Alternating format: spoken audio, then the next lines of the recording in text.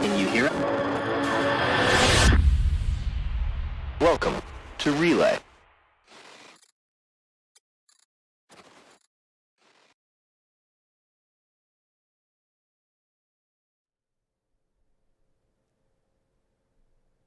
Hello, everybody, and welcome I was in this supermarket the other day, and they had Romanji on the back of the peeled tomato can. I thought, oh, I'll read that out loud. And it turned out I was reading it backwards, and I ended up summoning the Demon Lord Nurgle. I mean, it just seems like a natural consequence, doesn't it? Right? So we're going to go live? Oh, we are live. Oh. Well, that was back in 2019. That's not a real year. The Earth began in 2020 and with a virus. You know? Hello, breath and carboid. Carboidoid. Carboidoid. Yes, hello, Sargrath. And Carbide Edge. I'm very sorry, Sargrath. And Kaiser Solo. 76 to bear the name Kaiser Solo. I don't think he's very solo. I don't think he's very solo if he's a 76 to bear the name Solo. Maybe their dynasty is thousands of years long.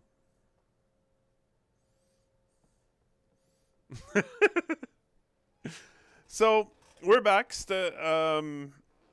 Relay Station's back this week. Obviously, things have been a little light in the ground in terms of content for Star Citizen, but still lots of interesting things are happening. We are only 5 weeks from Citizencon, and yeah, we're getting close. I am still worried that I'm not going to be around for Citizencon, but I'm probably going to be worried about that right up until the actual day, because I may or may not be around for that day. Have they even announced what time it's all kicking off? I don't think so. But I can check. It is on October 9th. I'm going to be streaming wrapped in a blanket, like. Oh, likely.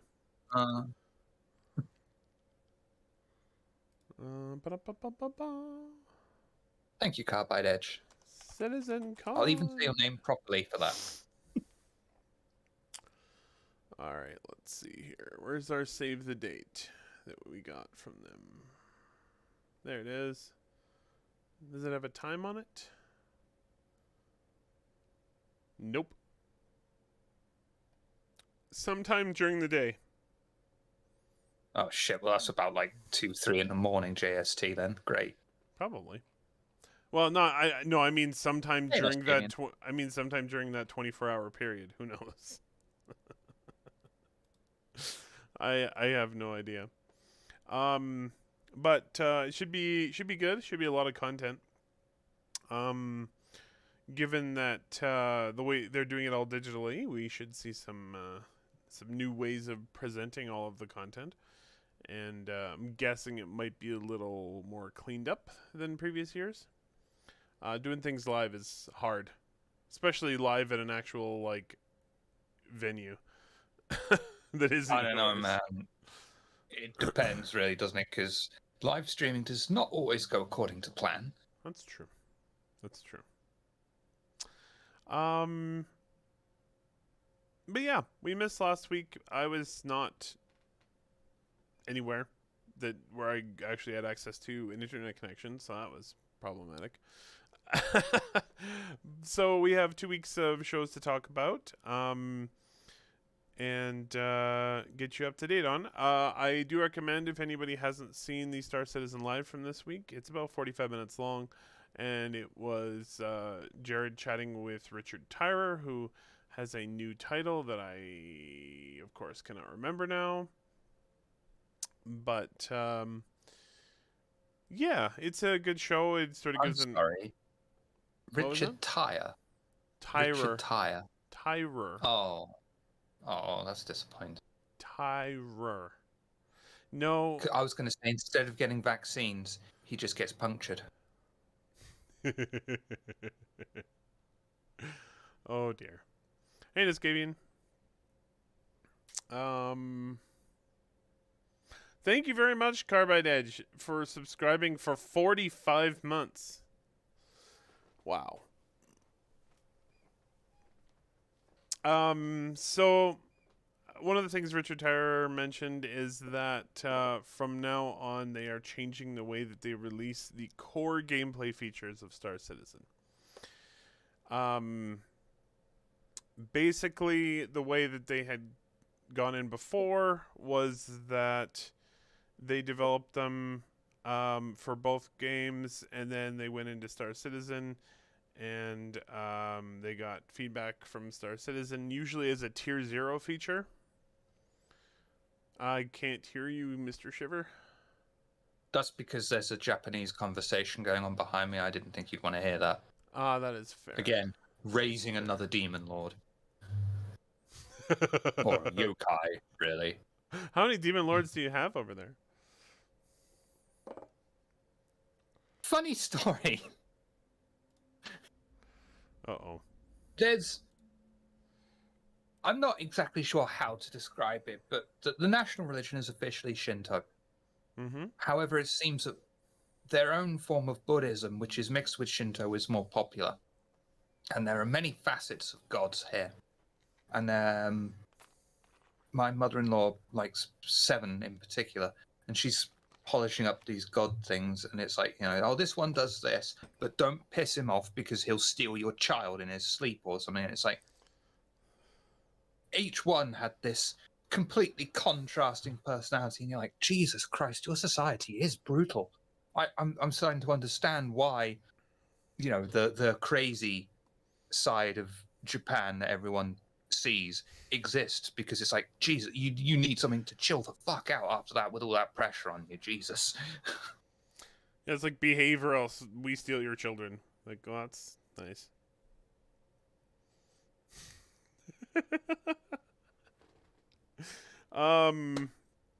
So basically, gameplay features used to be released into Star Citizen as Tier 0, and then they would get feedback on them and work on them over long periods of time, and so on and so forth. The plan going forward is going to be for major gameplay features, or major core gameplay features, to go to Squadron first, be polished there, and probably brought up to like Tier 1 or Tier 2 first, and then released in Star Citizen once they are stable and in better shape. And you know what what's being said between the lines there as well is that they're now at this state of the game where it's like, we don't need to just keep pumping in first iterations, or at least playable iterations of a mechanic. We're now at this stage where we want to do a bit more polish on this, because there's going to be that bit more enjoyment. It's at a different stage of development now. Also probably want to try the best they can to stop breaking things unintentionally, Yeah. If features are more mature, it'll be easier to not break the whole game when you put them in. Hopefully.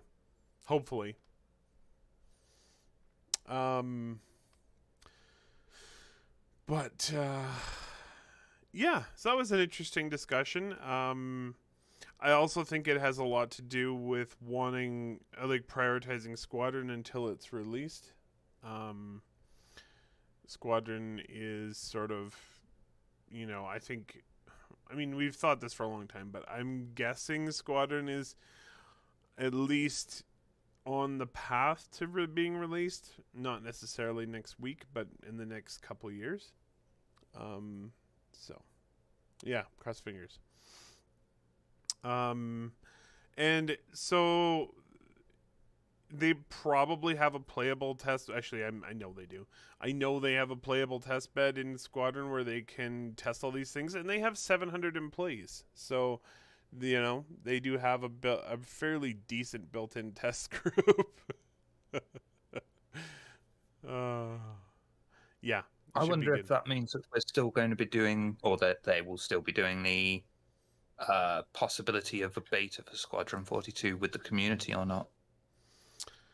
I've always been very skeptical of that.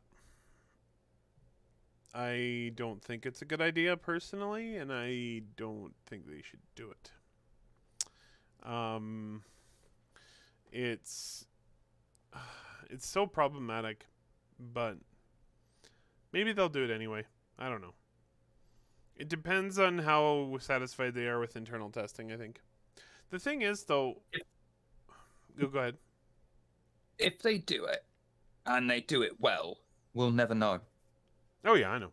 Well, except the game will come out and we'll be like, where was the beta? If the game comes out, people will not be asking that. I see.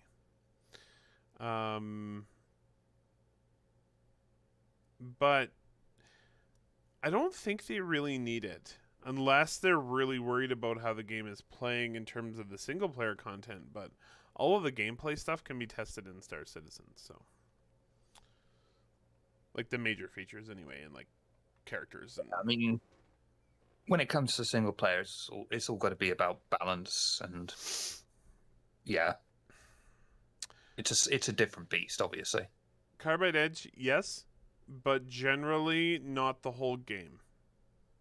Yes, at most it's in-house. The best usually. example of this that I've seen is Larian. They're doing that now for Baldur's Gate 3, and they also did it for Divinity Original Sin 2, where they had an early access basically portion where it was only part of the game. And it worked out really well for them, and I'm sure it's going to work out really well for them for Baldur's Gate as well. But it's not the norm, though, is it? Not it's at far all. from the norm. Not at all. It would be, but then again, so Star Citizen is about as far from the norm in game development as you can get. So True. we're on the raggedy edge, as Mel would say.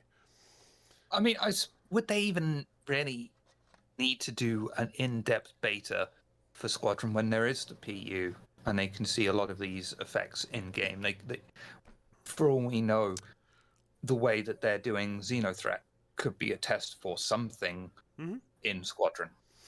I think Theaters of War, and Star Citizen and Arena Commander and Star Marine will probably be enough, unless they're really worried about how the story plays in Squadron, in which case they probably won't do a public beta. They'll do a closed beta with an NDA where you either have to kind of like how they were showing off Cyberpunk before it was released, where they were like, you know, you can play it, but you're under our supervision when you do, type of thing, you know.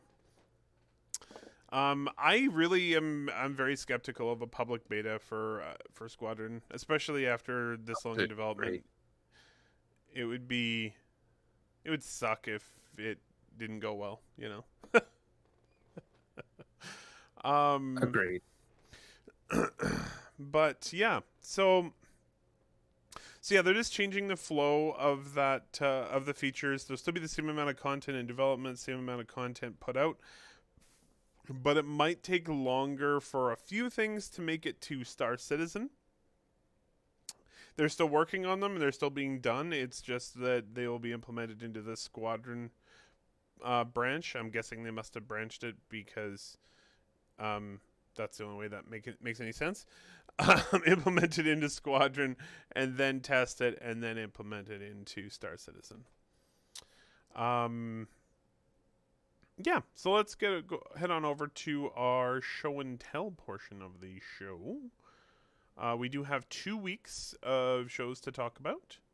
There was also a monthly report. There wasn't much in terms of visuals. There were some interesting bits and bobs, though, and I'll go over a few of them.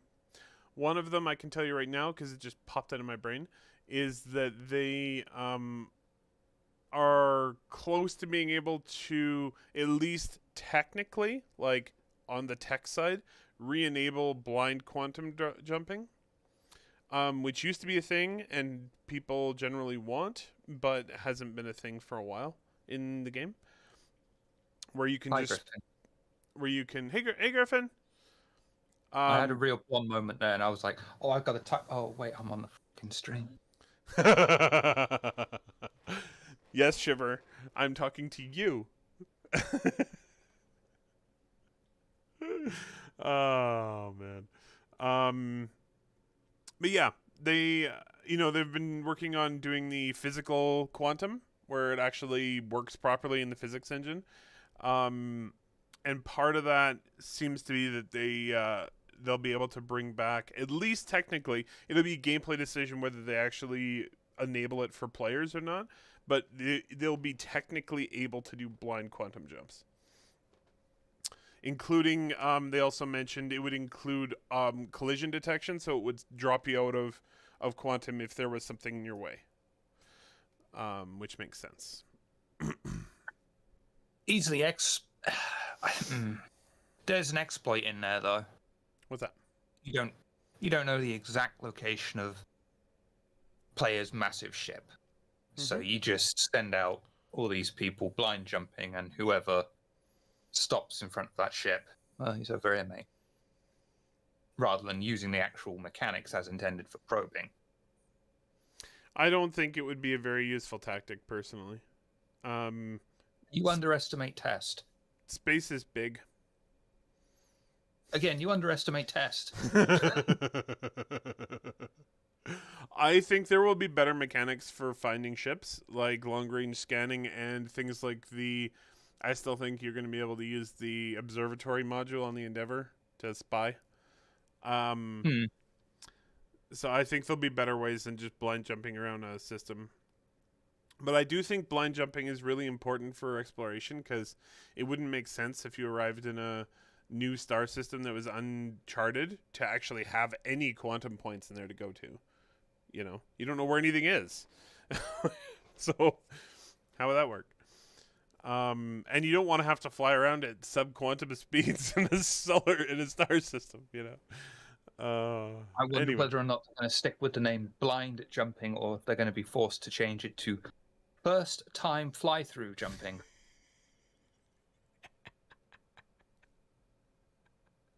No comment. All right. Show and tell it is. Alrighty. So this first clip is a rather entertaining little clip from Xeno Threat.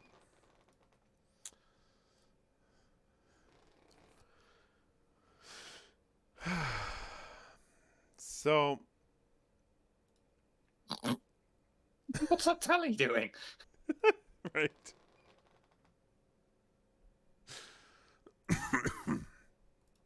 It's like there's always that one guy in the picture.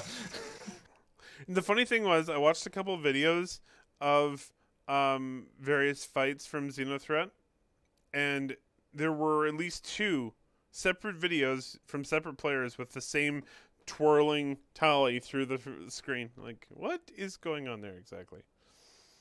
Dun, dun, dun, dun, dun, dun, dun. Really love the visual effect when the that's an Idris, right? Yeah, the Idris blows up. Nice little Praxis Moon effect. All right, that clip was. Oh, it would be really nice if I actually had that up right now. This clip is from Mr. Stephen B on Reddit, and I named it Xenothreat Breakdance. Now, we had some interesting elevator hijinks, interesting bugs this week. I personally quite love this one, and Disco loved it too.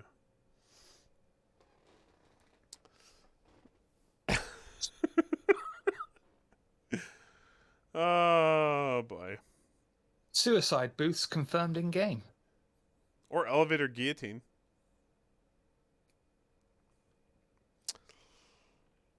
Pretty funny. The only thing it needs to make that complete is just seeing the body game. Yeah. Oh, and then this one is really funny. Interesting little bug here.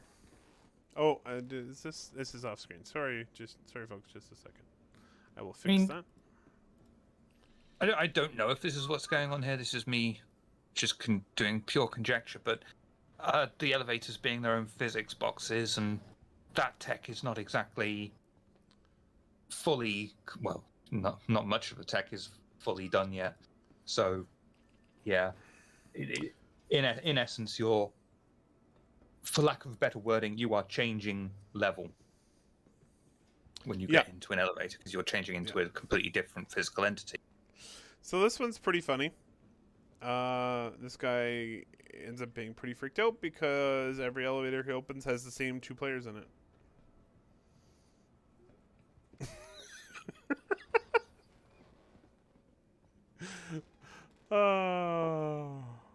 Which is just kind of...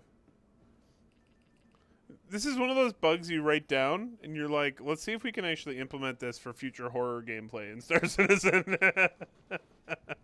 We've been waiting for you. Exactly.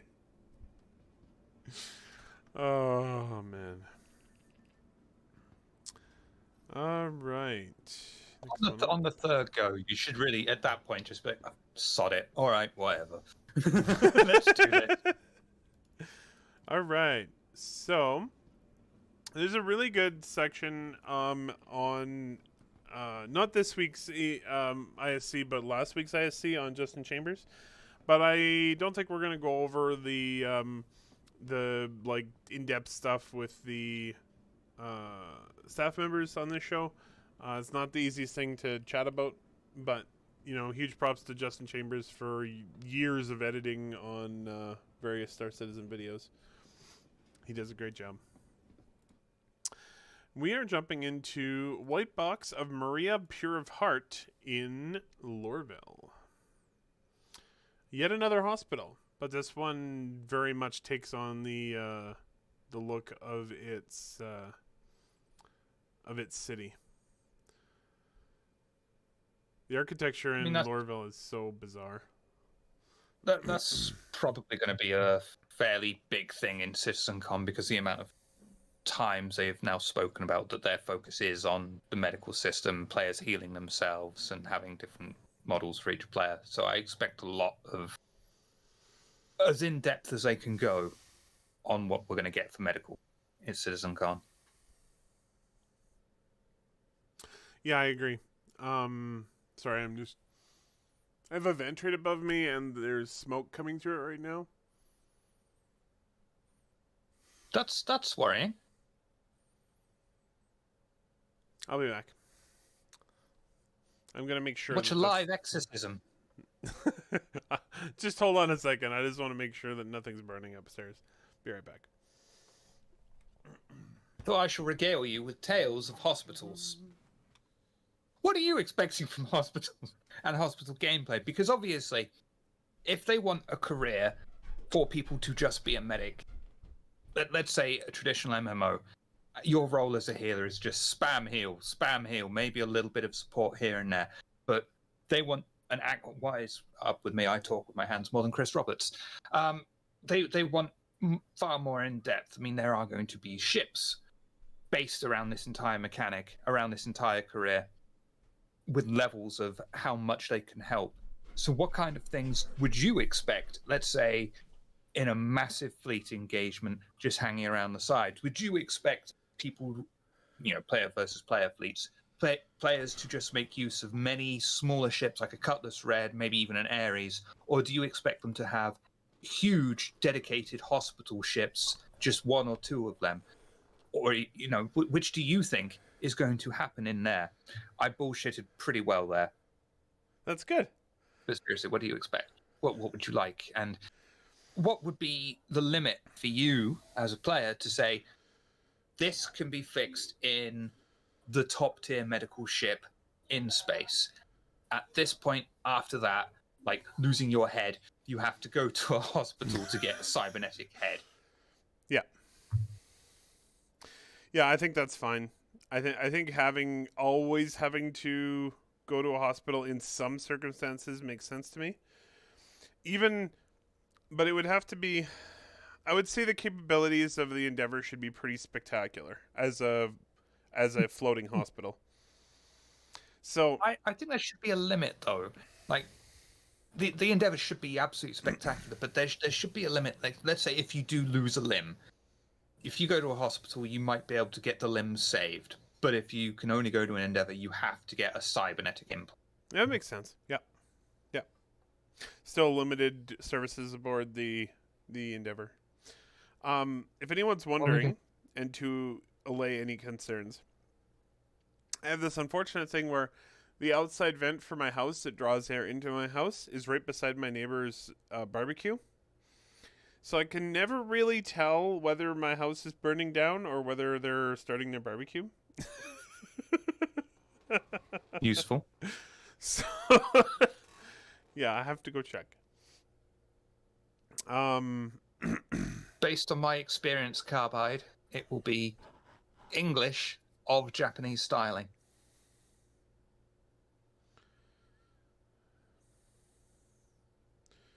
Some things just because I have a Japanese IP. It's just like, so here's your default language, entirely Japanese, and then somewhere amongst all the kanji, you got to look around. It's like, I think that says Nihongo in kanji, and if I click it, one of those will be English.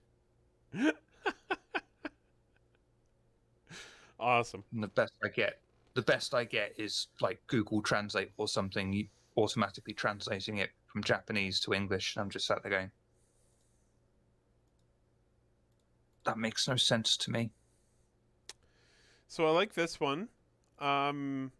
They were looking at the boxes that they had built for hacking, that would sit on consoles and such. And then they realized it would actually be better if they actually deployed out, and so they have them folding out of the floor and folding out of the wall now, instead of just being like a box. Hello, by the way, to I'm gonna butcher this name. I apologize. Pierrot Modern. Yeah, welcome. From Brazil. Welcome, Pierrot Modern. We nearly missed that. It was a close shave. Oh dear. What am I going to do with you?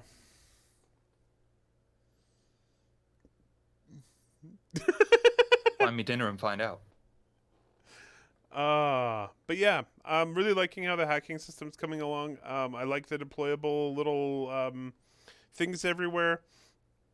It's very neat. And the very little, sneak peeks we've seen of the big holographic, like, mini game that they apparently are making always look really good. So I'm very intrigued to see it come online and see what we can do with it as players. You can't help but wonder what the plan is for hacking, because things like the Herald, that they have been saying from the beginning, there is going to be PvP hacking. Mm-hmm. One person's trying to hack your ship, you're trying to either hack them or stop them hacking. So I really am intrigued just to see what that's like, or what they got in mind for that. Mm-hmm. Absolutely. I do think it's funny that they still have like carabiner-like hooks that they called out on all of the like little hacking chips. Very 29th century or 30th century, sorry. Yeah, it's bound to happen. It's just like, shit. Wrong way. Oh no, it was right the first time. Oh yeah. Yeah, hopefully it's not like USB. Alright. Next one up is new Flora and Rocks. One of the things I really like about this is they're showing that they're making plants that have different phases. So you can see them as like ground scatter or a medium-sized plant or a fully developed plant. You know what I'm immediately thought is that they're probably going to grow. And I mean, that's always been in the back of my mind because we have farming coming. The plants are probably going to have to grow there anyway. But it'd be cool for it to even happen in the biomes on the planets, for the plants to grow over time. From one form to another and get bigger. And then they could go... Go ahead. Just a minor question. What do you expect for growth, like Minecraft, where it's just one day the seedlings and then boop? Or do you expect a gradual animation sequence? I don't expect gradual animation sequence. I just expect them to swap out models. So like you come back one day and then you come back another day and it's slightly big, or like weeks later it's bigger, and because actually animating between the phases becomes a huge pain in the ass and it's probably not worthwhile.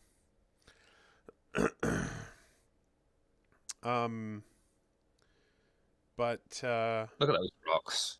I know their rocks look very nice. They also look like things that they're definitely planning gameplay around because they're all like stepped and flat and yeah. I really like the variety they're getting with the flora and fauna. Oh, well, sorry, the flora specifically. Haven't seen much fauna lately, but we have a little bit of that later on. But yeah, they're taking a lot of like inspiration from real world plants, but they're still making things that look different and alien and not the same, and pretty neat.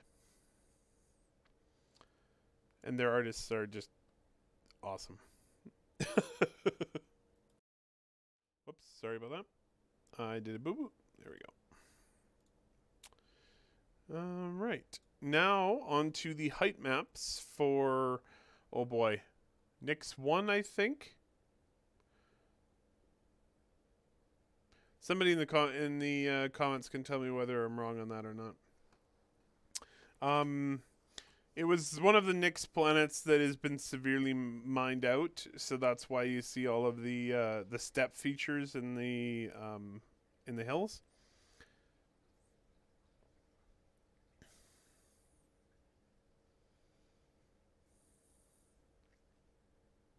It's lovely. It's the height mapping on that is very natural. It looks great. So, and I like that they're calling out the previous many years long mining efforts with the stepping all along the hills. You can see where they were mined out. I do think they need to be a little bit careful with the weathering. Like, you got to make sure. I'm assuming they've taken this into consideration, but the type of weathering they're showing would only happen on a planet with like significant amounts of wind and atmosphere. So you don't want to have weathering like that on a planet that doesn't have have an atmosphere. So I don't actually know whether or not that's an issue, but it just popped into my head when I was looking at it. Might be space wind. No. I live for those looks. I know you do. I know you do. But yeah, their level of detail is getting just amazing on these height maps, and the planets are so much better than they were a few years ago already, and they're just getting better. I do wonder how they're going to texture this, because the layers of sediment there, that's going to be an absolute nightmare for some poor artist. I was noticing they did something really clever in I'm playing Assassin's Creed Valhalla right now, and they obviously can't do this everywhere, but there was like a big cliff face in the game that I was climbing up, and it was near a waterfall, so it was wet, and they had like all sorts of lichen growing over it, so you didn't see that like stretched rock texture that you often get underneath, because they had the lichen growing up the side of it, and it was the lichen texture, and yeah. No, it looked really good, and I'm like, well, that's one way to avoid the problem. Yeah.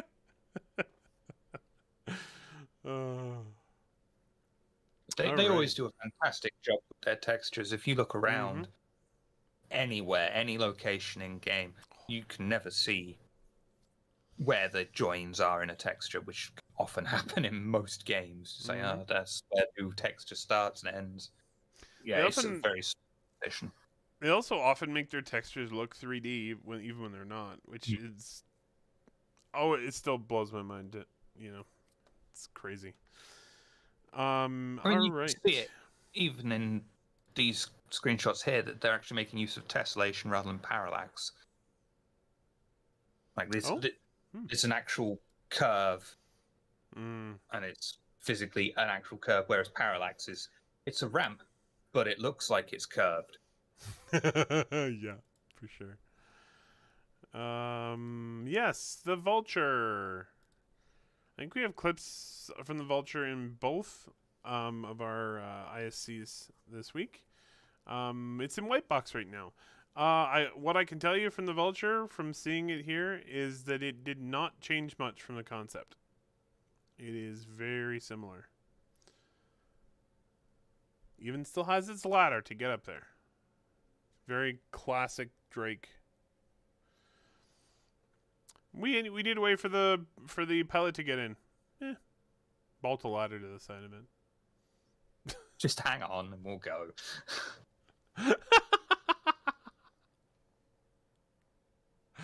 Oh, that would be hilarious. There's only room for one in the Vulture. Ah, just hang on to the ladder. It's fine. Going through quantum. Mag boots aren't a thing, are they? They did say they can't do them, right? Yeah, so they can do them. Yeah. Oh, they can? Oh, then you're fine. What are you worried about? No problem. Oh man.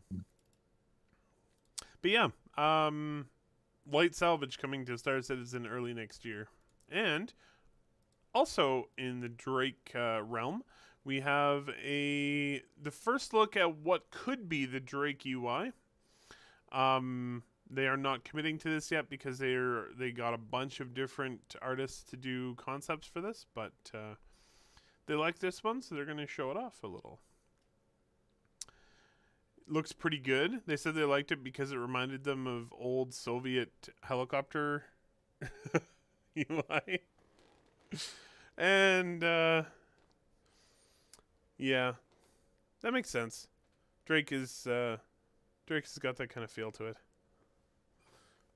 And am I right in thinking it's easy enough to just change colorings on the HUD as and will, which is, almost like a built-in accessibility feature as well. Yeah, you need to, in modern games, you pretty much have to be able to change all the colors so that it's easier for people with color blindness, because otherwise it can be very difficult for those folks to see what's going on. Yeah.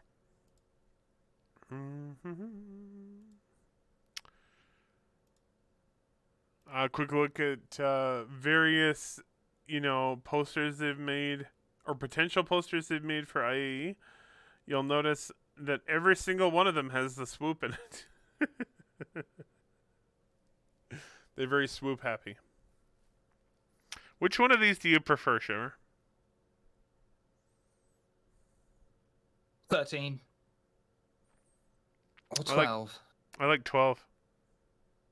Yeah, 12's a bit classy, but 13's got a racing stripe. Mm-hmm. So it goes faster. I also like 5. Bit bubbly. Oh, you don't like the bubbly. Interesting. I don't like the bubbles, no. And the Prince of Darkness, Shadow, why are there fucking bubbles? How about you folks? What do you think? 13? Agent 1213 says 13. Hey, Citizen Shenanigans. Yeah, I like 13 too. Hello, Citizen Shenanigans. It's the clouds on number 12 that do it. That was what did it for me. Yeah, it's just the right amount of things. There's not too much going on there. It's a subtle thing. Number 10's is a bit... You don't see the full logo, I guess. I like 16 simply because it's different from the other ones. But like the color palette is different. Well, so is 15 for that matter. I mean, none of them are bad. Nope. I mean, no, they have good artists. They're all good. Number 1 and number 2 are basically the same. I even liked 9 a bit because it's got the cool orbital swoops going on past the logo. And it looks like a NASA mission badge, doesn't it? Yeah, it kind of does. All right. So 13. Yeah. Next one up is a quick show of their work on pressure damage. And basically showing here that as you go closer to, or as you go through higher levels of pressure, you have actual side effects and you eventually perish. And also showing that if you look at the damage screen on the Gladius, you can see that it's taking damage as it goes in higher pressure atmospheres. And it's also losing bits and pieces. By So the only way, certain ships, if any, will be able to go underwater. yeah, wow, certainly not the Gladius anyway. Yeah. Um, I can foresee a ship like the Terrapin specializing in high pressure because it's got that turtle shell look to it. It's got the right shape. Pressurizing and like going into high pressure atmospheres, or maybe if they decide to do piss off Shiver going underwater. Would have gotten away with it too if it weren't for you, Neptune. Oh man. Oh, Pisces, there you go. I really like how much detail they're going into with the gameplay in this game. Like they're trying to cover everything, you know?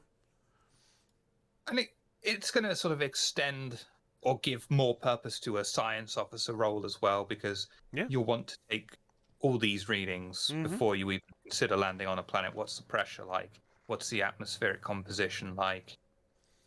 Yeah, which environment suit do we need to wear? Can we even survive there with the equipment we have on board? Do we need to go buy something? Do we need to call one of our friends who has a Terrapin, for example? You know, like, what do we need to do here? Yeah, no, it's going to lend a lot more credence to that. And it's going to help. I say help. It's going to give even more functionality to a character who's like, well, this is completely unexplorable for a human, so we'll just launch some of these drones, and drones will survive. I can't. I would imagine that they'll have specific heavy-duty exploring drones exactly for these purposes. And then you've got to figure out how you're going to get anything of worth off that planet or whatever it is that you've encountered. Exactly. Start looking into what equipment you need and how you can acquire it and whether it's worth the investment, like what's down there to even get, that type of thing. Lots of very interesting things there. Because, exploration was one of the most wanted facets of Star Citizen, so they really are going to give you a lot to consider when you're going exploring. You're going to feel like you are actually properly exploring in space. That's exactly what they should do. Gone before. It would be really nice to visit planets and be like, yeah, theoretically there's an explorable surface down there, but, it's brutally hostile, and the only environment suit that can even survive, the only ship that can survive it is this one, the only environment suit that can survive it is this one, and there's not any minerals down there, so fuck it, it's going to be all of these, like, and you can sell that information to other players too, and they don't have to go explore that world that they were, looking to go and check out. Exactly. And another factor that comes into play here is just because you've got Carrack doesn't mean that you can go exploring on every single planet. You may not have the correct equipment to explore a particular planet. So you may have to go back, reload, or, like you say, just sell the information to someone else and you move on. Yep. Yeah, no, this is like, and that would also allow people to specialize. Like, I specialize in exploring very hostile planets, and I have all the shit to do that. Exactly. Yeah. So we have more concepts of the space whales, specifically focusing on the gameplay surrounding space whales, because they are, again, they don't half-ass anything in Star Citizen. If it's going to be in there needs to be something to do. So as you can see, the space whales will be very, very, very large, big enough for you to explore in a spacesuit. So that's going to be very interesting, and I'm curious what kind of mission content they're talking about surrounding these beasts. Yes, Stucky, we are harvesting things from space whales. I'm guessing harvesting things from the things that are growing on space whales. And that might sound silly, but things grow on whales all the time. So, well, to be frank, things grow on us too, but... horrible joke comes to mind. Come on, Shiver.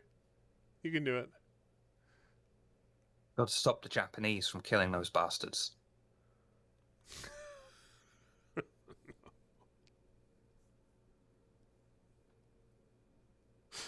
Oh boy. Oh, shit, was horrible.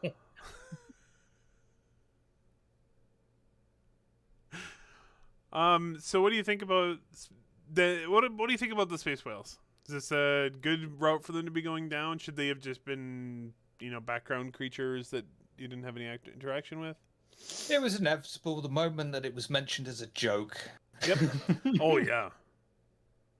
I mean, this is why we have LAMP. Yep. It was once mentioned as a joke.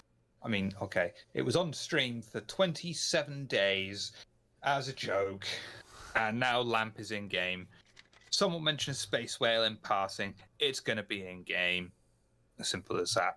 I expect at some point we're going to go to a shipyard and we're going to see all of Ben Lesnick's drawings of ships as early drafts in the space shipyards in game. Totally. Some ship manufacturer is going to have them all like lined up in a museum. I mean, they're making their own whole universe and they're not half-assing it whatsoever. So why not have space whales? Let's just have some fucking space whales. We got giant sandworms. We didn't think of them, but we didn't think of giant space whales either. Let's just fucking have them and do something with them. Why not? Exactly. Bit of everything. I do really like that once they decided to do it, they're like, okay, we're actually going to make these like not just a background nothing character, but actually give them gameplay. It's gonna make it. I don't know. It's just their whole approach to the whole world is like nothing is half-assed. Everything has some gameplay attached to it. Nothing is just set dressing. Pretty cool. All right. Next one up is... Oh, that was the last one for the first ISC we're going through. The second one... Whale pimples are super valuable. Apparently. And we're back into we're now into this week's ISC. And we are doing Shipshape on the Vulture. Told you you're going to see it 2 weeks in a row. And there it is.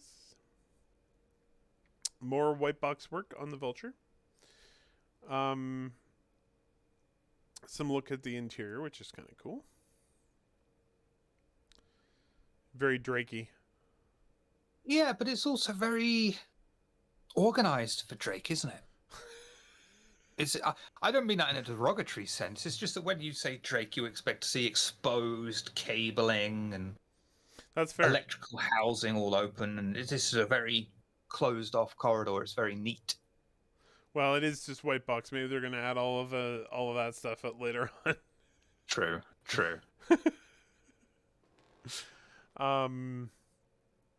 But yeah, really looking forward to salvaging being in the game. I'm really looking forward to the Reclaimer having something to do. They did say when the Vulture comes out, it's coming out with the first iteration of ship salvaging. Yeah. So next up was the Ares, and I'm sure that David is crying that he can't be here for this segment. The Ares is coming along beautifully, considering it's one of the nicest ships in the game. That's no surprise. But yeah, just you just enjoy the gorgeousness on the screen here for a bit. I think the Reclaimer has full hull stripping. Yeah, I think it does. I think it can do anything that I think it can certainly do anything the Vulture can do, but I'm not 100% sure on that. Yeah, I mean, it is definitely a ship buncher, but I would imagine that's how it does its hull stripping. That makes sense.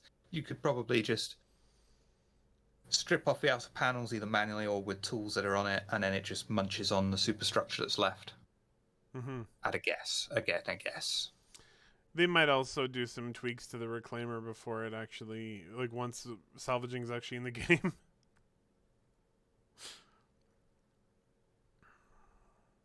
This ship looks really nice. Can I have one of these in real life? Imagine the petrol bill. Yeah. Yeah. Yeah. Although it does look like it's got a Mr. Fusion on it. Look at that gun. My God. Ludicrous. Where would you... Pixie! Where would you park it? Where would I park it? Yeah. Wherever I damn well felt. What are they going to do, stop me? That's fair. That's fair. And now the Redeemer. I think you had some thoughts on the redemption here. I love it. I loved it just before it went. Yeah, I'm going to keep bringing this up because it is a sore spot. I did not like it at first. I thought there were other betterer ships, biglier ships from the whole Next Great Starship contest. This was not my first pick. And then I started seeing more videos of people exploring it, and I was like, it has a coffee maker. Wow, god damn, that's got me. And then I just saw more of it and the exterior of it. I was, yeah, okay, I want one. And then they said, no, you can't buy it anymore. So I took that a little bit personally. I'm not going to lie, I took that personally. And I'm really liking the Rio ship. It's not overly different. Nope. It just looks, it looks like they've just brought it up to spec. I think it looks like they've given it a few more turrets and guns. Yeah, it does. It looks like at the front end it has some more pew-pew going on. Yeah. But it is a gun. It is a gunship now. So it is. It's. Yeah, I want one. That's as simple as that. I want one. Yeah. Give me. I like the two turrets at the front that are like nested, one inside the other. I'm sure that man turret will extend down when there's somebody in it. Yeah. But it still looks pretty cool that way. I love that they kept the nutcrackers or hair curlers or whatever you want to call them on the sides. I really want to see it fly though. I want to see how they use them. I like that they animated them too though, so they actually do move. Can't help but wonder, maybe a Citizencon ship.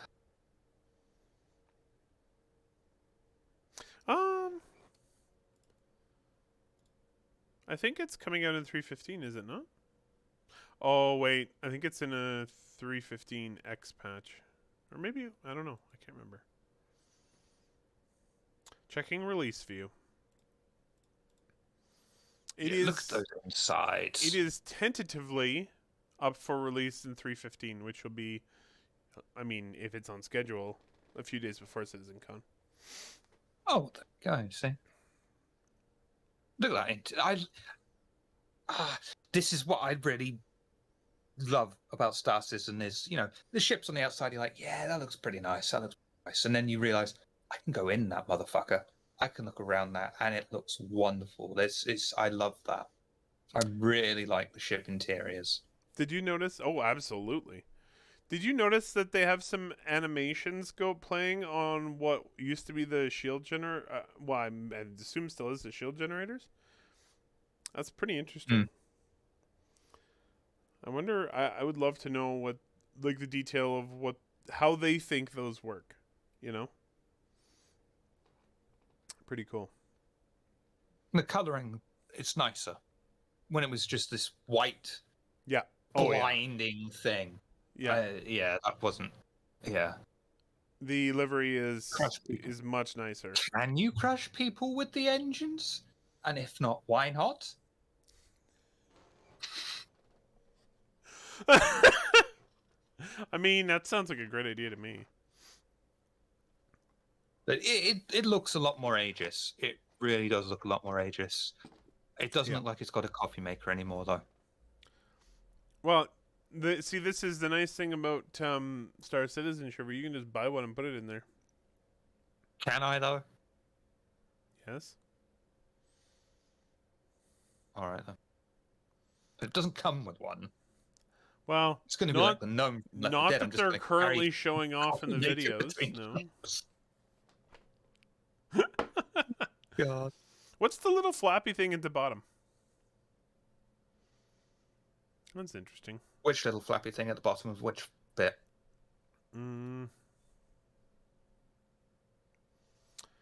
Underneath and behind the turrets. I gotta wait for the video to come back around again here. There's like a little part that looks like two flaps that are open on the bottom of the vehicle at the front, just behind the big man turret on the bottom. Bottom of the vehicle at the front behind the man. Yep. It's at the Probably we front. should have used a map. It's at the front of the main fuselage. Yeah. Oh yeah. I don't know what the little flappies Yeah. are. We can't tell David about extraneous little flappies. That's what he really hates. Yeah. Yeah, they do seem strange and out of place. Radar? Maybe, but other ships' radar doesn't really seem to stick out like that. Not noticeably, anyway. Like, because I mean, it's got a few other aileron folds on it. We're going to go with. So maybe it's just aesthetic. Could be just aesthetic. Weird aesthetic, I have to say. It's a little. It's an interesting thing. I would like to actually see it in person, in the game, and see what it looks like, and figure out what the hell it is. Because it might also be a thing. Like maybe that's where a component is housed. I'm not sure. But you can tell this is going to be an expensive Mamba Jamba, isn't it? Landing gear doors, yes. Yes. Oh, maybe, yeah. Yeah, could be landing gear doors. Huh. Intriguing. Anyway. Yeah, good eye. Onwards and upwards. We now have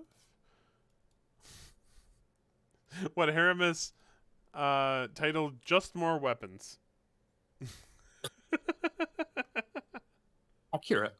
We got a whole bunch of new guns from manufacturer Volt.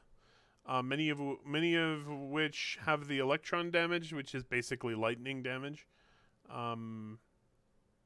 There is one laser sniper rifle towards the end of this segment. But they are keeping up their reputation of making very interesting looking weapons.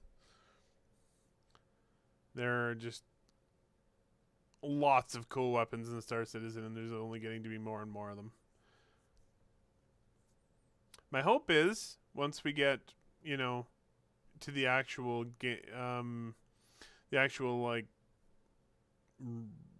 released persistent universe, that David won't have any complaints about the number of guns in the game.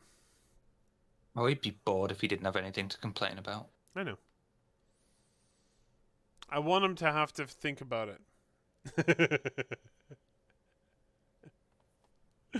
They're very cool looking guns, though, aren't they? They are. This is another spot where the attention to detail is just amazing.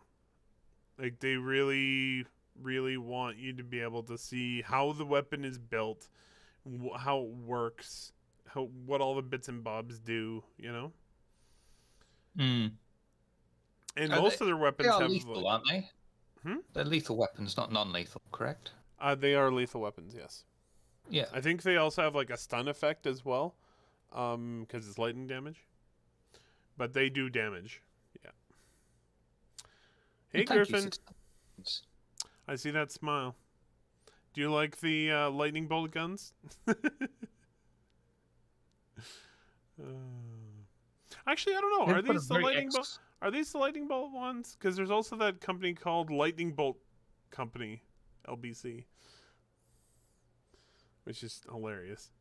But I'm pretty sure they said these were electron damage. So they've got a very XCOM feel to them, I think. Yeah. Which is a Oh good yeah, thing. I know these are made by Volt. I just don't know if they also shoot the lightning out of the barrel like the lightning bolt guns do. Doo-doo-doo-doo. Very nice On one work, so I can fire them going, lightning bolt, lightning bolt, lightning bolt. right? Very nice work on the soft looking materials on the weapons, the insulation. It's something that games did very poorly for a very long time and looks really good on there.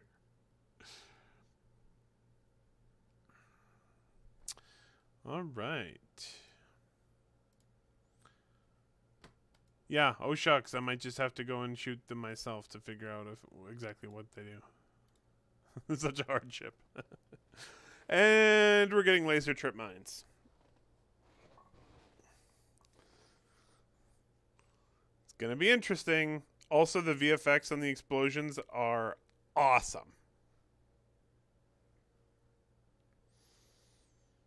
Huge props to the VFX team.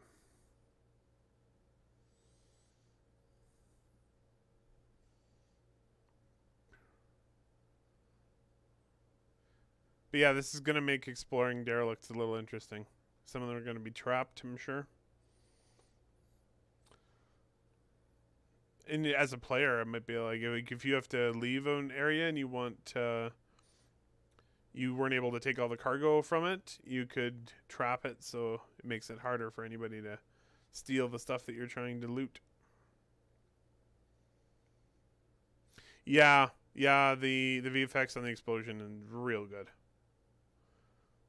For that matter, so is the VFX Physics. on the tractor beam. The physics working as well, hopefully working as you expect. Mm-hmm. Yep. Pretty nice. They're gonna be able to create some really cool gameplay with all these little bits and bobs. I like the fact as well that these things have got labels on them in space, so you'll know what you're getting into, like puzzle, certain death. Very considerate. I don't think they're gonna keep that. No. Oh. Sorry, man. Are you familiar with the show Fringe? No. Well, yeah, familiar in that I know it exists. That's about it. Every time they go to a new city, there's words, like New York City. I've always wondered how the people in New York City or wherever they go cope with these massive words just flying through the sky saying where they are. You get used to it. Oh, okay. But they always really complain when the words actually like hit them when they're in their flying cars. Get knocked out of the air. That makes sense. Words hurt, man.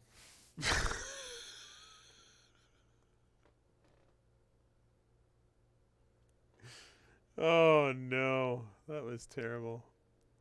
I love it.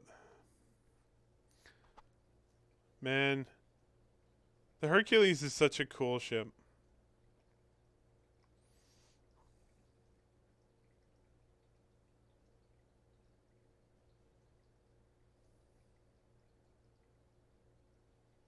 Oh man, sorry, mesmerized by it.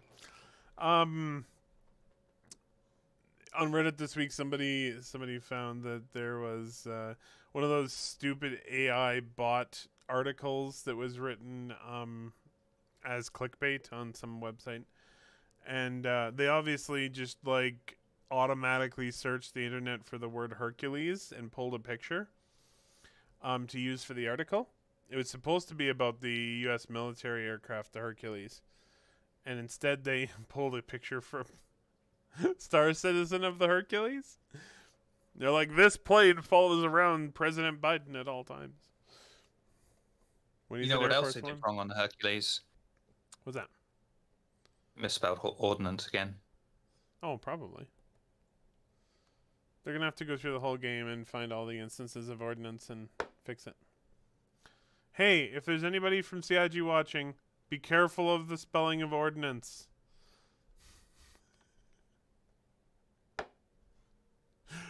Oh man, that's funny.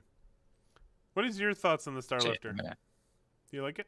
It's gorgeous, isn't it? It reminds me, for some bizarre reason, of a Concorde. Interesting. I have no idea why. Yeah, I don't know why. It's Just got a lot more junk in the trunk than. there you go. Look, Concorde. look how they spelled ordnance. Oh, I know. It's got too many O's in it. And the cool thing is they spelled it wrong in a different way from the last time they misspelled it. Right? Pretty funny. Thank you, Griffin. Citizen, that's a great question. Citizen shenanigans. So how long before that Crusader pull-apart animation is used on a human head with the blood and soft tissue falling everywhere? 3 to 6 weeks at most.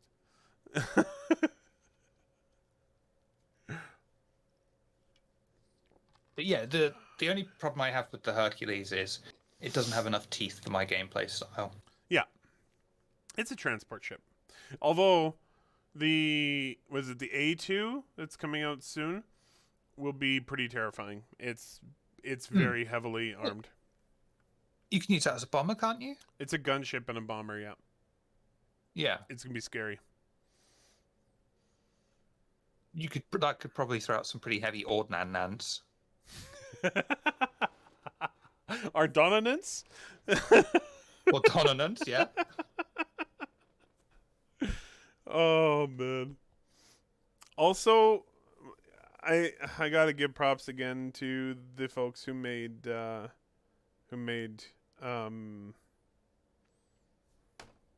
wow, brain just Orson. Thank you, brain, for eventually coming up with the right word. It just looks great, and of course, as you may have heard, the second version of Orison, or the expanded Orison landing zone, was moved up from 316 to 315, so we'll be seeing it in about a month, including this stuff. You hurt me, Noski. Ardonanons. Oh boy.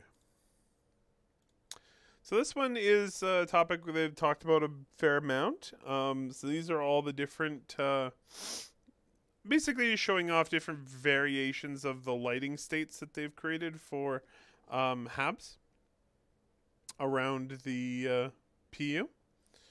And so all the different HABs on the different planets all have different low lighting states and to match the environment of where they're at.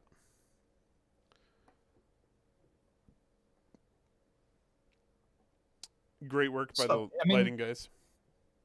Yeah, exactly. This is just to show off as well that you don't need RTX if you've got a capable team that are willing to put in the time to do amazing lighting in a game, because lighting is one of those things that's really important to a game and can really change an atmosphere. And RTX is great, but at the moment I don't think you're going to be able to beat this. Someone has actually taken the time out to set lighting up in this room properly, whereas RTX is, don't get me wrong, I'm not going to try and slag off RTX. It is great to just, from a developer, to just say, boom, there we go, RTX, where of all this, lovely, done. But you can't do a lot of these human changes, things that someone has actually gone in and said, look at all this. Yeah, RTX is dynamic, but this can be dynamic as well. And RTX is just in essence, it is made on the fly as well. But at some points, it's an easier job for lighting of someone to say, this surface is like this, so it's going to reflect like this. This is a solid surface; it doesn't reflect, and so on and so on. Whereas this is someone who's actually just said, look, this light goes there, this cast is there, this goes to this certain level, and all this sort of thing. Yeah, it's a lot more involved doing traditional lighting. Ray tracing will be a lot better in 5 years. Yeah. Not that it's bad now at all. No, it is. It's not bad. It's just hard it's it's hard for developers to do simply because of the performance cost. So how do you make that up? How do you keep your game running at a reasonable frame rate if you're losing half your frame rate to ray tracing? So Yeah, because it is doing those calculations on the fly, whereas this is basically changing a state. Yeah. But yeah, they're even before RTX became much of a thing, and in a lot of modern games that don't have RTX, lighting had already gotten so much better from like 5 years ago. As our friend Jake likes to say, this is the lighting generation of games. There's an enormous amount of work that's gone into improving lighting because it makes a massive difference to the quality or the perceived quality of the graphics in your game. Yeah, because RTX isn't new. It's only new in games on the fly. It's been used in it's been used for a long time. But real-time real-time ray tracing is fairly new. Yes, absolutely. Ray tracing has been used for a long time. Yeah, I shouldn't have been referring it to RTX either, because that's a proprietary tech. All right. But yeah, these all look amazing, unsurprisingly. Some of you may have noticed that this is a lot of the work that we saw previously on ISC, but also there was a few weeks ago there was a Star Citizen Live on this exact topic as well. And yeah, it's great to see more of the work from that team. They do a great job. The lighting is coming along very nicely in Star Citizen. And maybe someday they'll get to play around with RTX if they ever get the performance leeway. But I mean, it's also got those knock-on effects. Do you remember years ago they showed off the Retaliator in emergency states, changing from different, let's call it condition green to red alert, and then everything was on fire, and it was like, oh shit, we need to get out. This leads into that in a more dynamic way, I believe, because you can now show that certain sections of the ship are either low on power or without power, and then you've just got this emergency lighting, and it's going to add a lot of atmosphere and panic in the right situations. It's going to make you feel calm and let you know that everything is normal in certain situations. It's another one of those, I just look at the environment, I know what's going on kind of things. So this particular video that's playing now is more of the absolute fucking wizardry of the texture artists at or shader artists, sorry, my bad, at Star Citizen or at CIG. This shader is ludicrous. Period. So what they're doing is just using a shader, they've given the interiors of these buildings that do not have interiors. They look like they have interiors. They look very convincingly like they have interiors. My only complaint about this is that some of them should have I'm assuming in the 30th century we still have blinds or curtains or something. Being able to see into every apartment is a little strange. Don't kink shame. But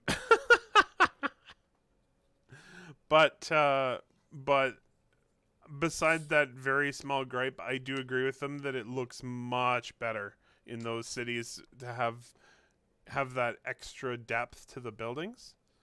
It's very nice. Everyone has become an exhibitionist. Yep. I mean, would that really be shocking? And it's a good little... they've cut a corner here as well that you can see because it is just a shader repeating the rooms here and there. And because it's not going to be something that you're ever going to Spider-Man up the wall for and be looking in. So you can cut these corners and just have duplicate rooms. And it will also make sense in tower blocks as well, that rooms are near enough identical here and there. Oh, for sure. Yeah, absolutely. In residential buildings, the rooms don't have to have huge amounts of differentiation. And and a lot of this I think is just for depth work, for like when you're in a city and there's this building off in the distance. This shader gives that building a much better look from a distance. Exactly. And it's not needed for buildings that actually have interiors. So Combine what Pixie said with Citizen shenanigans, and it's like, yeah, that is exactly what they're gonna do. We're just gonna have this Gladius outside a building, full floodlights on. Carry on, citizens. Just pretend I'm not here. Go about your business. oh boy. Wow. But amazing work again by those folks over there. Right. Next one up is going to be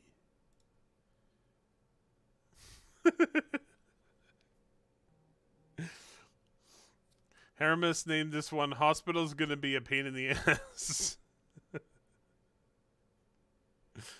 I like where this is going.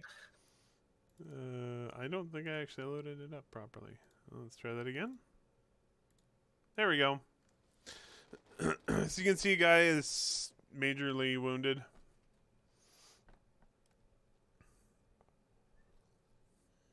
Majorly wounded.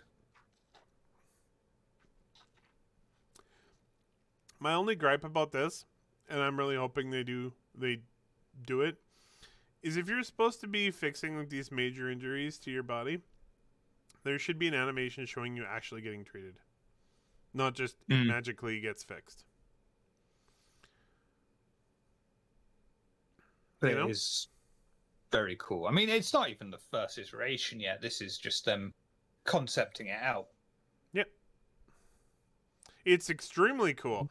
I just want there to be like robot arms that come out from the bed and start like repairing you.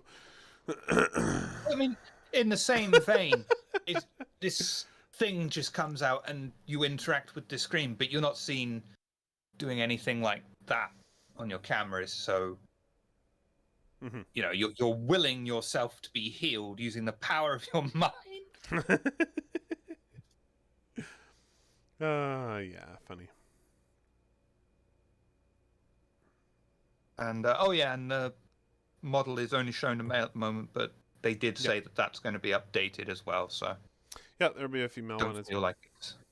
Yeah, but yeah, no, it's really nice to see the health system coming along, and I'm very curious to see what they have for us at Citizencon. In that regard, if there's anything. But all right, I don't. How many people, you know, watching this live now, watching the YouTube VOD later, are particularly interested in doing a medical career? I would be genuinely interested to know who is essentially going to take on the role of healer. If it's going to be, as is tradition, I've got to be the healer then. Or if it's something that people like, yeah, I really want to, because I know Canadian Syrup was interested in the medic track. I think a lot of he's people. Literally the only person. I think a lot of people will do it as a sort of side thing. People who take it on as an actual career, I'm very curious to see how many of those people there are. Yes. All right. Da-na-na-na. And then, I mean, sorry. The other thing is, I suppose, if there aren't going to be many people who are interested in it, is this going to be a lucrative player career? Well, it would be if that's the nice thing is when you have the dynamic economy, you can pull those level. Well, first of all, the levers kind of pull themselves, but you can definitely influence people's decision making if it's like, wow, being a medic is super lucrative, you know. And then how are they going to make it skill based as well? Well, I guess we'll have to see. You'll have to know. Well, you'll have a choice of different medications. You'll have to know which medications to administer. It'd be really funny if you accidentally killed your buddy.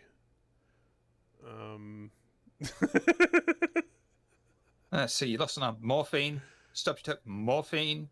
Slight headache, morphine. Heart stopped. Oh. You're the most popular doctor in the verse. And now, for this video.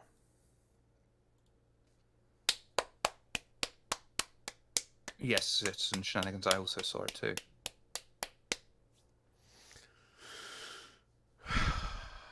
Yes, as well. I'm sorry, Pierrot. Pierrot? Please correct me if I'm wrong. I don't want to deliberately mutilate your name. That's what I do to my patients. Niscavian, just administer all the medication and hope for the best. So, Which of these... Yeah, come on, let's go through these. Which of these are your favorites? all of them? Number 4. 5. I gotta start watching the same stream that you were watching. 4. There we go. Or 2. 2's very Terminator. Yeah, and come on, if you've got a cyborg arm and you're filling out your Gary Godspeed cosplay because we all want to do it, why you don't want to hide that? You want to show that shit off. Mhm. You want to be like, yeah, I can crush pineapple. Yeah, but would you always want other players to know that you have a cybernetic arm if it has advantages? Fuck yes. Fuck yes. It's a cyborg arm. Yes. This is what I've wanted since I was 7. I do like that there's like various different, qualities and, styles. It's really neat. The red one helps you go faster. All right, okay, we'll start over here. Which one do I like the most? Of this set, I really like 3. The blue. Yeah. But 4 is Very cool. Deus Ex. 4 is weird. I like it. It looks like it folds like right up like this. It's reverse joint limb, isn't it? Yeah, it's funky. Number 1. These ones I really like 3. I do like number 3, but look at number 4. Oh yeah. Wood paneling. There you go. Got to get the wood paneling in there. Exactly. Of these ones, I really like 3. And for this one, 3 again because I really like the exposed wiring and shit. It's so cool. Oh shit. Sorry about that, Citizen Shenanigans. Oh, Paste. There you go. That's what Citizen Shenanigans put. Yeah, I do the same, Citizen.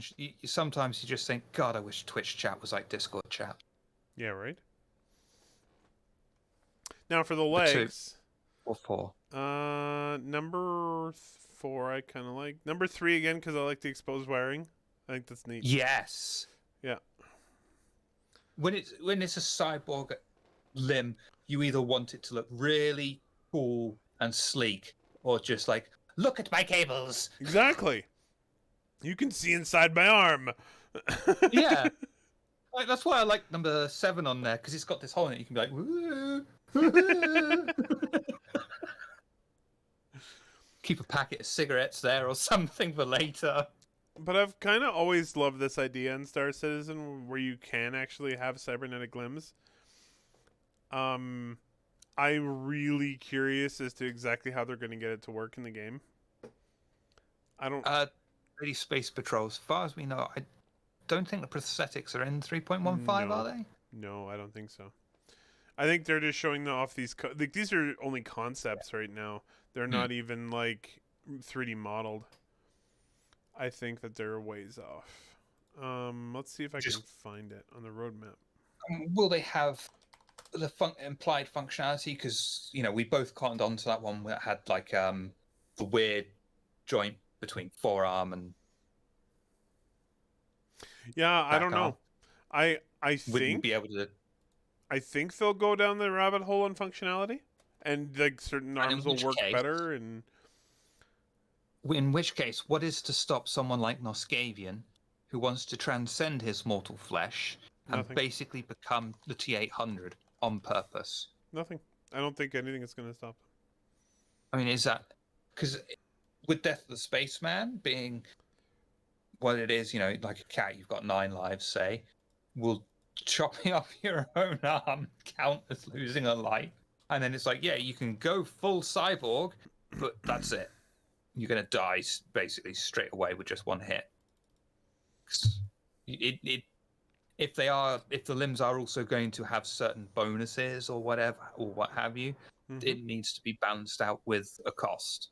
Oh, absolutely. It's going to have to be expensive. It's just like in, I mean, it's a single player game, but in like Cyberpunk, certain implants and stuff are super expensive because they're awesome, So what we're seeing here, and you can EMP, good point. Sorry. That's okay. What we're seeing here is on the progress tracker.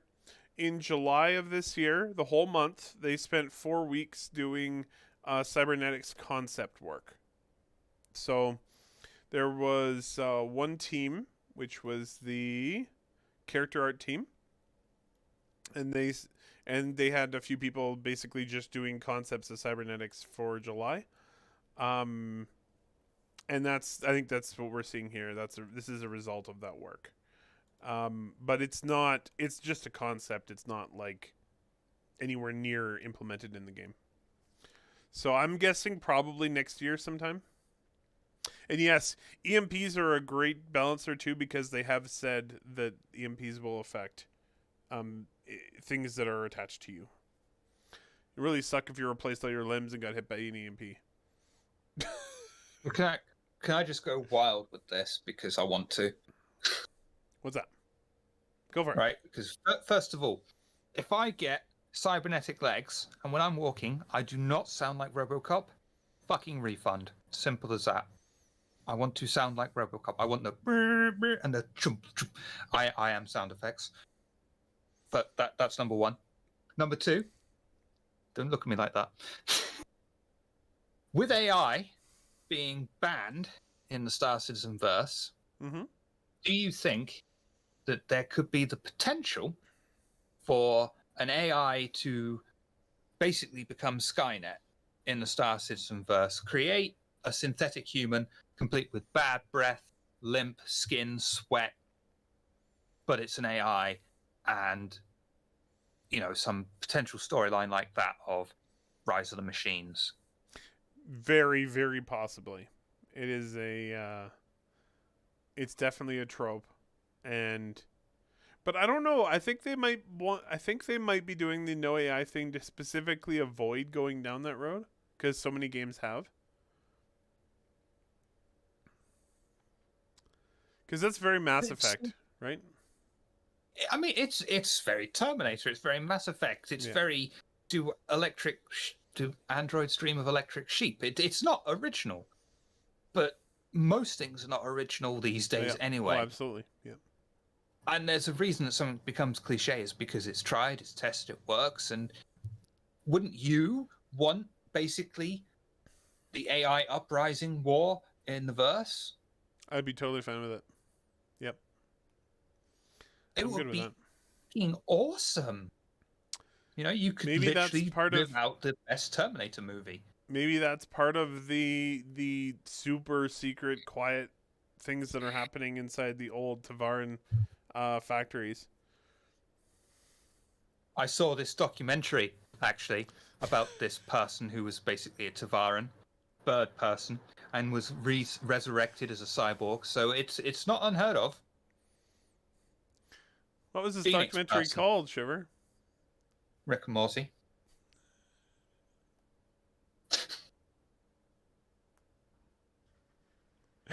Yes, the most factual of all documentaries. Oh yeah, same Dixie. If anybody out there hasn't seen Rick and Morty, go watch Rick and Morty because it's great. Total aside, have you seen the teaser they did on Twitter? I am not up to date on Rick and Morty, and no, I have not. It's a real life teaser. They actually got Christopher Lloyd in to play the part of Rick the way it should be. Awesome. it's like a 14-second teaser, and you're like, That's yes, great. give. That's great. Well, thankfully, we actually had 2 weeks of material to go through. We're actually at time for the show. We're done. Thank you all for joining us. I had a great time chatting with all of you. Thank you for all of your interesting thoughts on our topics today. And Shiver, where can we find you? This week, over on twitch.tv/Table of Horrors, we play something during the week, God knows what at this point. And then Thursday, we play London by Gaslight, a late Victorian age Vampire the Masquerade, setting in London. That's all we've got planned for this week. Cool. Where can we find you, Mr. Nakara? Right here. And we're hoping to come back with the Unnamed Game Show on Tuesday. So join us then. It's Tuesday at 9 p.m. Eastern Time. And yeah, we basically, on that show, we will usually talk about all the games that are not Star Citizen. So what's going on in the gaming industry, what we're currently playing, what we're looking forward to, and just generally chatting about games. And it's also a show that our friend Jake can still be on, because he can't be on this show. So thank you everybody again for coming. Please go and watch Soul Citizens tomorrow evening, which is, if I'm remembering correctly, 8 p.m. Eastern time on Sunday evening. And yeah, that has our friends, features our friends Fastcart and Griffin. All right. I'm going to sign off for tonight. I hope you have an excellent long weekend for those of you who have a long weekend. And just an excellent weekend for everyone else. Bye, everybody.